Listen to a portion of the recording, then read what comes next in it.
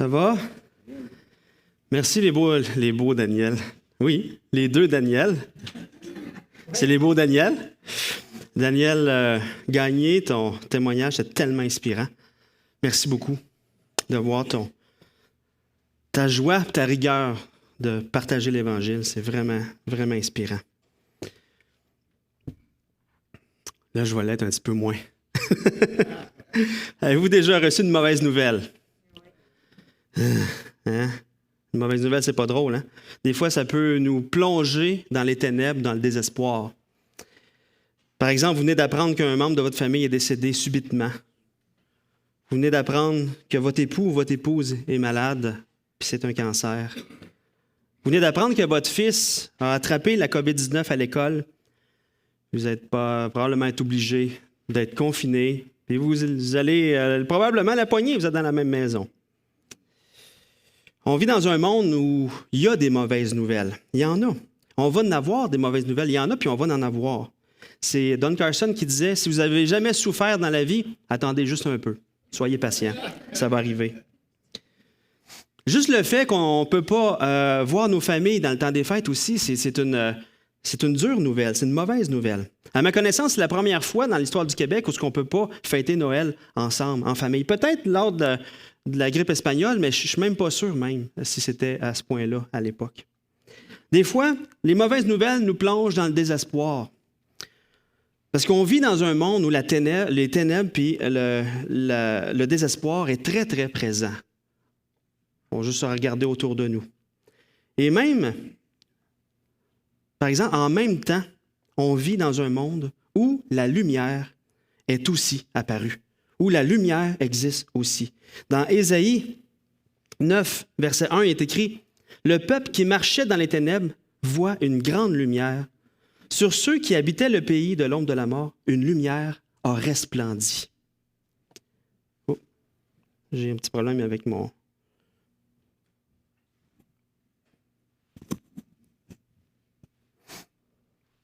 Est-ce que quelqu'un peut...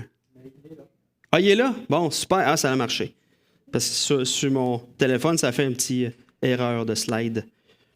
OK.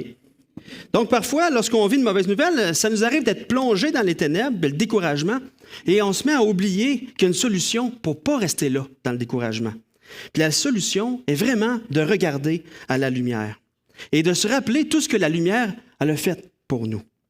Cette lumière, lui, dans les ténèbres, même les plus épaisses qui existent. Mais quand on reçoit une mauvaise nouvelle, c'est très normal de se sentir découragé, de se sentir écrasé. Et là, je ne veux pas prendre à la légère la souffrance qu'on vit. Je ne veux pas prendre à la légère non plus les larmes qu'on verse quand on est dans la tristesse, ni la pesanteur, le poids qu'on a sur nous quand on a une mauvaise nouvelle. Mais je voudrais vous apporter ce matin un réconfort par la bonne nouvelle qui vient contrer les mauvaises nouvelles. Et ce matin, on vit le dernier dimanche avant Noël. Et c'est un Noël très spécial. Pour certaines personnes, ce Noël-là peut sonner triste à nos oreilles. Mais ce matin, on va regarder ensemble à quel point Jésus a été le sujet de joie malgré l'ampleur des ténèbres dans lesquelles il est arrivé. Mais premièrement, regardons ensemble l'ampleur des ténèbres dans lesquelles Jésus est arrivé à son époque. Donc, on va relire ensemble les versets... Je ne sais pas si ça va changer. Ah oui, ça marche. Les versets 1 à 7 de Luc 2. Merci Caleb d'avoir lu. Tu nous as déjà préparé à recevoir le message. Donc, en ce temps-là, parut un édit de César Auguste, ordonnant un recensement de toute la terre. Ce premier recensement eut lieu pendant que Quirinius était gouverneur de Syrie. Tous allaient se faire inscrire chacun dans sa ville. Joseph aussi monta de la Galilée, de la ville de Nazareth, pour se rendre en Judée, dans la ville de David, appelée Bethléem, parce qu'il était de la maison et de la famille de David, afin de se faire inscrire avec Marie, sa fiancée, qui était enceinte. Pendant qu'ils étaient là, le temps où Marie devait accoucher arriva, et elle enfanta son fils premier-né. Elle l'emmaillota et le coucha dans une crèche, parce qu'il n'y avait pas de place pour eux dans l'hôtellerie. Ce récit de la naissance de Jésus est placé dans un contexte qui est important de saisir. La naissance de Jésus se situe à une époque de grande noirceur pour le peuple juif. Et les Juifs, ainsi que toutes les nations du monde de l'époque, sont assujettis à l'Empire romain. C'est eux qui contrôlent, c'est eux qui font la loi. Et tout le monde doit se plier à la loi romaine. Mais en même temps, Rome n'est pas juste une puissance militaire à son époque, est aussi une puissance religieuse. Les Romains, lorsqu'ils avaient la victoire sur un peuple, qu'est-ce qu'ils faisaient? Ils prenaient le dieu de ce peuple-là et ils en changeaient le nom et ils l'ajoutaient à leur panthéon. Donc, ils attaquaient une nation, le dieu qui était en place, ils le prenaient, ils l'ajoutaient et ils annexaient la nation à l'Empire romain. Et c'est ce qui faisait qu'il y avait plein de dieux et ils changeaient les noms. Par exemple, le dieu grec Zeus, lorsque la Grèce a été annexée à l'Empire romain, est devenu Jupiter.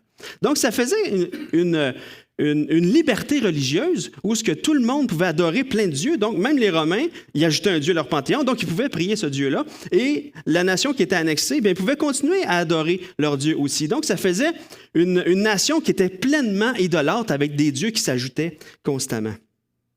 Mais pour Rome, l'empereur aussi était une divinité. Et l'empereur César Auguste, qui régnait lors de la naissance de Jésus, était considéré réellement comme un dieu. Donc ça, c'est la statue de César Auguste. Il était adoré, César Auguste. Et lorsque le fils d'un empereur naissait, j'ai les oreilles trop petites par rapport. Mon oreille, elle sort tout le temps. Lorsque le fils d'un empereur naissait, il y avait une annonce qui était faite dans tout l'Empire. Il y avait des messagers royaux qui étaient envoyés partout dans l'Empire et qui annonçaient la bonne nouvelle de la naissance du futur empereur. Donc, c'était les mots qui étaient utilisés. C'était une bonne nouvelle qui était annoncée. Et lors de la naissance de César Auguste, voici ce qui était dit de lui par les messagers royaux. César Auguste, le divin, fils d'un Dieu, empereur de la terre et de la mer, bienfaiteur et sauveur du monde entier. C'est assez incroyable. C'était l'annonce qui était faite pour la naissance de César Auguste à cette époque-là. Toute une description de la personne qui est née. Hein? C'était vraiment le culte de l'empereur qui se vivait réellement. Mais en même temps, dans son règne, César Auguste a fait plein de belles choses pour Rome. Il a réorganisé la religion impériale, qui a réunifié le monde romain de l'époque. Et aussi, par la force militaire, César Auguste en est arrivé à apporter dans l'Empire une certaine paix, qui s'appelait la Pax Romana. Et ça il apportait des victoires, ça apportait une liberté aussi, puis un sentiment de sécurité pour les Romains. Donc, il était réellement vu comme étant un sauveur, César Auguste. Et les gens l'adoraient, cet empereur-là. Mais dans ce monde-là, les Juifs étaient là aussi. Puis les Juifs étaient monothéistes, eux autres. Donc, ils adoraient un seul Dieu, ils adoraient l'Éternel des armées. Et eux étaient outrés d'être assujettis à un peuple idolâtre. Assujettis à un peuple dirigé par un homme qui est déclaré être divin. Il était dans le désespoir et dans l'humiliation la plus totale. Il était soumis à ce peuple-là. Donc, c'était la noirceur, là. C'était l'arrière-plan de la naissance de Jésus, c'était ça. Donc, il y avait une noirceur spirituelle dans laquelle tout le monde de l'époque, au temps de la naissance de Jésus, se trouvait. Donc, c'était une situation où l'homme est adoré et Dieu, le véritable Dieu, est rejeté. Le sauveur du monde, c'est un être humain, un mortel qui s'élève lui-même à la hauteur de Dieu. Donc, César Auguste est un messie humain à l'époque de la naissance de Jésus. Spécial, hein? Vous voyez ça, là? C'est intéressant. Vous voyez où est-ce que je veux m'en venir, là? Hein? Mais là, dans le récit de la naissance de Jésus, dans Luc, on voit que César Auguste ordonne un recensement de toute la terre. Ça donne un peu une idée de la puissance de ce gars-là. Hein? Il y avait une puissance sur toute la terre. Il était empereur, souverain, sur toute la population connue de l'époque. Peut-être, mis à part les irréductibles gaulois. Là, mais pour nous, aujourd'hui, lorsqu'on reçoit une lettre de recensement, c'est pas la grosse affaire pour nous autres. Hein? On reçoit une lettre du gouvernement, on répond aux questions, tout ça, puis La plupart d'entre nous, on y répond pas, hein? Souvent. On ne l'envoie même pas, mais en tout cas, ou on l'oublie. Puis en plus, les données qui sont demandées, c'est simplement pour collecter des données démographiques pour que le gouvernement puisse connaître sa population, connaître l'éducation des gens, l'âge moyen, le taux de chômage, etc., pour apporter de l'aide et tout ça.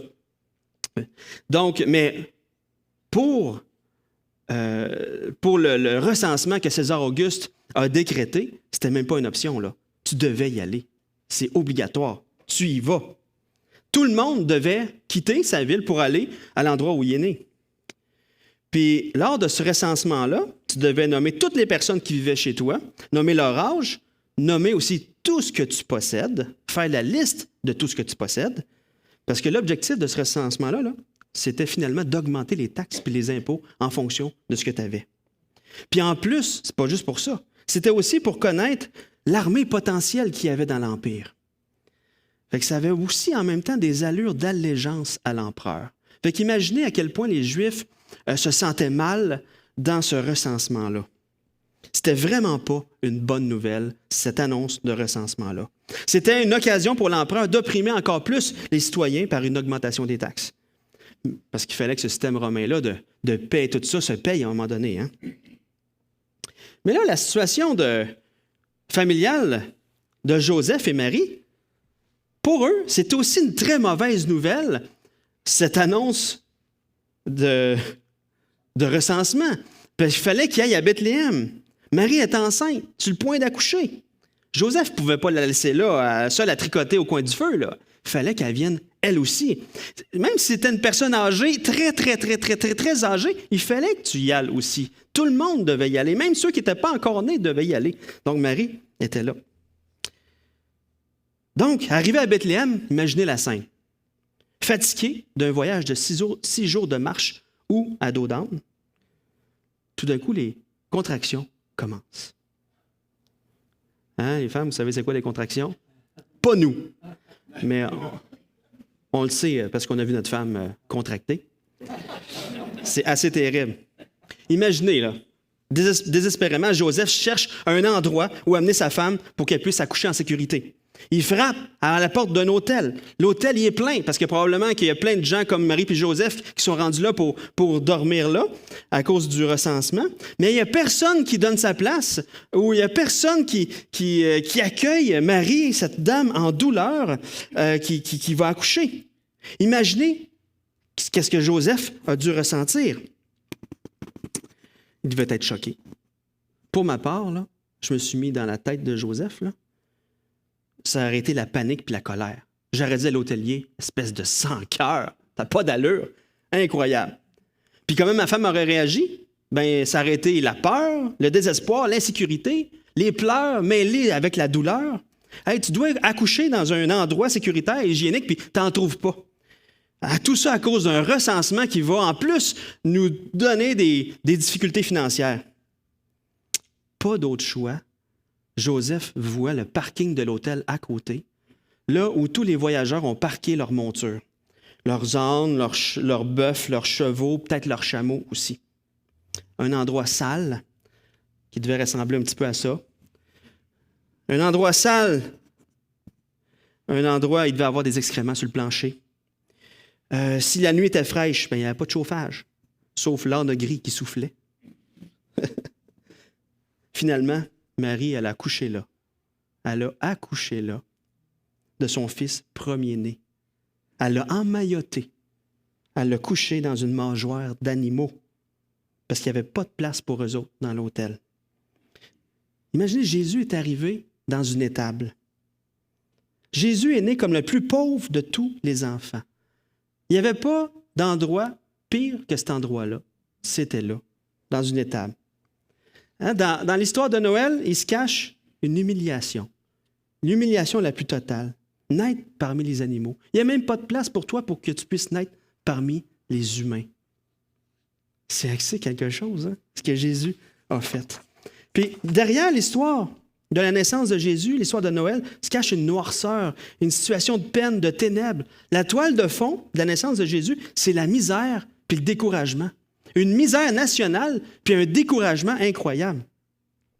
Mais c'est spécial en même temps que dans ce récit-là, de la naissance de Jésus, Luc raconte ça tout bonnement, comme si c'était une histoire, comme si c'était pas si pire que ça. Il est là, puis il raconte les faits. Il souligne rien d'aussi terrible, parce que c'était terrible, la situation. Là, je me suis posé la question, pourquoi Luc, il ne raconte pas l'ampleur de la gravité de la situation? Là, je me suis mis à penser, puis Luc veut nous amener à focusser sur autre chose. Il ne veut pas nous amener à focusser sur la noirceur. Il n'en a pas parlé. Moi, je n'ai parlé beaucoup, mais pas lui. J'ai l'impression que Luc veut vraiment nous amener à focusser sur autre chose que la noirceur dans son récit. Il veut nous amener à regarder au-delà de la noirceur. Quelqu'un a dit un jour, même lorsqu'il y a des nuages les plus noirs qui existent, les plus épais qui existent, le soleil est au-dessus de ça, puis il brille. Il brille, même si on ne le voit pas. Donc, peu importe le contexte de ténèbres et de noirceur dans lequel Jésus est né, peu importe la puissance de l'empereur Auguste, peu importe le fait qu'il se prenne pour un dieu, peu importe qu'il oppresse le peuple avec des taxes, peu importe ses idées de grandeur, dans l'ordre de faire un recensement, Auguste est en train tout simplement d'accomplir involontairement le plan divin annoncé par le prophète Michée 700 ans avant la naissance de Jésus. C'est écrit « Et toi, Bethléem, Ephrata, petite entre les milliers de Juda, de toi sortira pour moi celui qui dominera sur Israël et dont l'origine remonte aux temps anciens, au jour de l'éternité. » S'il n'y avait pas eu le recensement, Joseph, il ne serait pas allé. Sa femme est enceinte, là. Il est obligé d'y aller et ça l'a accompli une prophétie sur Jésus. Donc, Auguste est finalement juste une marionnette entre les mains de Dieu.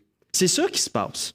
Tout simplement. Lui qui se pense un Dieu, tu es là, puis OK, tu vas faire un petit recensement parce que moi, je veux que mon fils naisse à Bethléem. Hein? Donc, dans les difficultés, les mauvaises nouvelles qu'on reçoit, que ce soit pour notre santé, que ce soit pour Noël cette année en famille, il est important de réaliser que peu importe la difficulté, notre Dieu est tout-puissant et il n'a pas perdu le contrôle. C'est ça la situation. Même s'il ne semble pas travailler, il est en train de tout mettre en place pour accomplir son plan souverain. Dieu est souverain. Dieu est souverain même dans la noirceur. Et c'est important de se le rappeler. Dieu est vraiment souverain même dans la noirceur. Puis il veut nous amener à fixer le regard sur lui. Il veut nous amener à fixer le regard sur la joie suprême, sur le sujet de la joie suprême. Et, oui, mon petit système, il y a de la misère, là. OK. Donc, regardons maintenant ce sujet de joie suprême dans la noirceur. On va lire les versets 8 à 20. Il y avait dans cette même contrée des bergers qui passaient dans les champs les veilles de la nuit pour garder leurs troupeaux. Et voici un ange du Seigneur leur apparut, et la gloire du Seigneur resplendit autour d'eux. Et ils furent saisis d'une grande frayeur. Mais l'ange leur dit, « Ne craignez pas, car je vous annonce une bonne nouvelle, qui sera pour tout le peuple un sujet de grande joie. C'est qu'aujourd'hui, dans la ville de David, il vous est né un sauveur, qui est le Christ, le Seigneur. » Si tu veux changer, Catherine, s'il te plaît, mon système est planté. Merci. « Et voici à quel signe vous le reconnaîtrez. Vous trouverez un enfant emmailloté, couché dans une crèche. » Et soudain, il se joignit à l'ange une multitude de l'armée céleste, louant Dieu et disant « Gloire à Dieu dans les lieux très hauts, et paix sur la terre parmi les hommes qui l'agréent. » Lorsque les anges les eurent quittés pour retourner au ciel, les bergers se dirent les uns aux autres, « Allons jusqu'à Bethléem et voyons ce qui est arrivé, ce que le Seigneur nous a fait connaître. » Ils y allèrent en hâte. Ils trouvèrent Marie et Joseph et le petit enfant couché dans la crèche. Après l'avoir vu, ils racontèrent ce qui leur avait été dit au sujet de ce petit enfant. Tous ceux qui les entendirent furent dans l'étonnement de ce que leur disaient les bergers. Marie gardait toutes ces choses et les repassait dans son cœur. Et les bergers s'en retournèrent, glorifiant et louant Dieu pour tout ce qu'ils avaient entendu et vu, et qui était conforme à ce qui leur avait été annoncé. Tantôt, je vous disais que lorsqu'un empereur romain naissait, il y avait des messagers qui arrivaient, qui annonçaient une bonne nouvelle. Mais là, le plus grand des empereurs vient de naître. Le plus grand des empereurs vient de naître. Il est réellement divin, celui-là. Il fait pas juste... c'est pas un homme qui se nomme divin. Et ce n'est pas des messagers humains qui viennent annoncer la bonne nouvelle avec leur apparat de richesse humaine. C'est un messager de Dieu. Un ange du Seigneur est apparu pour annoncer la bonne nouvelle. L'ange du Seigneur, accompagné de la gloire du Seigneur qui est resplendie, tellement brillante que les bergers ont peur. Mais l'ange les rassure parce qu'il est venu pour leur annoncer une bonne nouvelle, la vraie bonne nouvelle, la bonne nouvelle qui brille dans les ténèbres, la bonne nouvelle qui apporte la joie, la bonne nouvelle du vrai Sauveur. Pas la naissance d'un homme tyrannique, la naissance de notre Seigneur Jésus-Christ. C'est une grande joie pour tout le peuple. Jésus va apporter une paix réelle. Jésus va apporter la liberté réelle. Jésus va apporter la sécurité puis la victoire réelle. Puis cette annonce glorieuse-là est accompagnée d'une multitude de l'armée céleste qui loue à Dieu pour cette bonne nouvelle-là. Puis c'est spécial que cette annonce si glorieuse, si grande, est accompagnée d'un signe vraiment pas glorieux. Le signe est que les bergers vont trouver un petit bébé emmailloté et couché dans une mangeoire. C'est le signe qui était annoncé d'une manière si glorieuse. Hey, c'est incroyable. Jésus, de la manière qu'il est né, qui est arrivé, a été vraiment placé dans un contexte d'opposition à l'empereur. Contrairement à l'empereur qui est né dans la ouate, puis dont les gens devaient adorer parce qu'il était au-dessus du peuple, Jésus est né en s'identifiant aux plus pauvres d'entre nous, aux plus petits d'entre nous. Il était couché dans une mangeoire. Jésus est la présence véritable de Dieu parmi le peuple et non au-dessus du peuple. Jésus est réellement le Messie promis, ce Messie tant attendu et glorieux, qui est la lumière qui chasse les ténèbres. Les bergers se rendent à Bethléem. Ils trouvent exactement ce que les anges avaient annoncé. Ils trouvent Marie, Joseph et le nouveau-né dans la crèche. Ils sont ceux qui racontent à Marie et à Joseph ce que les anges leur ont raconté. Tout le monde est époustouflé par les paroles qui ont été annoncées par les bergers. Et par la suite, les bergers s'en retournent et glorifient Dieu de ce qu'ils ont entendu et vu concernant Jésus. La bonne nouvelle de la naissance de Jésus est réellement une bonne nouvelle. C'est une bonne nouvelle de délivrance, de paix, d'un règne de justice qui ne sera pas juste momentané. Le règne des Romains a été très court, a été long dans l'histoire, mais court à côté du règne éternel de Jésus. C'est vraiment une bonne nouvelle de délivrance. Et c'est spécial que Dieu a choisi des bergers pour annoncer cette bonne nouvelle. Parce qu'habituellement, lorsqu'un empereur naît, ça part du gouvernement qui annonce ça, puis ça se rend finalement au dernier, aux petits paysans, les bergers. Les bergers, c'était les gens à peu près les plus pauvres, les plus bas dans la société. Et là, ça part des plus pauvres et ça se rend tranquillement vers le gouvernement. C'est l'inverse qui se passe. Dieu là, est en train de chambouler tout ce qui existe, tout ce qui se connaît sur la terre. Et par cette bonne nouvelle-là, de la naissance de Jésus, Dieu chamboule aussi toute la logique humaine concernant la situation de tristesse, les situations, peu importe dans lesquelles l'être humain est pris. Et aussi dans la situation spirituelle dont l'être humain est pris. L'être humain est habitué à ce réflexe-là de se confier en lui-même ou dans un héros humain pour le délivrer. Dans la détresse spirituelle que l'humain vit, ça a pris un Messie, mais le vrai Messie. Jésus n'est pas un homme qui s'est élevé au rang de Dieu, mais Jésus est Dieu qui s'est abaissé au rang de l'être humain. Jésus s'est abaissé réellement au rang de l'être humain pour venir nous sortir de notre misère spirituelle. Il est venu nous chercher dans notre misère. Il est sorti de son ciel puis il est venu nous chercher de notre misère au lieu d'être celui qui assujettit, qui écrase puis qui laisse encore plus les gens dans la misère pour se relever. C'est incroyable. C'est l'inverse qui arrive. On était sous l'emprise de la mort spirituelle. Jésus est venu pour nous sauver de cette emprise-là. Il a vécu une vie sans péché. Il est mort sur la croix. Sur la croix, il a vaincu le péché et la mort spirituelle. Il est mort, il est ressuscité. Il nous offre le pardon de nos péchés. Jésus est ce cadeau que Dieu nous offre pour nous sortir de notre état de mort spirituelle, pour nous amener à la vie spirituelle. Jésus est réellement une bonne nouvelle. Cette bonne nouvelle, qu'en son sacrifice, le pardon des péchés est offert pour qu'on puisse vivre une nouvelle vie. Une vie qui est maintenant habitée par la sienne. Et tu peux accepter aujourd'hui le pardon que Dieu t'accorde au travers du sacrifice de son Fils. Et qu'est-ce qu'il va faire? Qu'est-ce qu'il fait? C'est qu'il prend la perfection de Jésus et il t'identifie à cette perfection-là. Il t'applique la perfection de Jésus à ta vie. Il prend ta nature pécheresse, il la fait mourir sur la croix avec Jésus. Il te donne une nouvelle vie. Tu deviens un enfant de Dieu. Et la lumière de Jésus-Christ habite en toi. Tu deviens un enfant de Dieu, un enfant de lumière, qui marche dans la lumière et qui est plus assujetti aux ténèbres.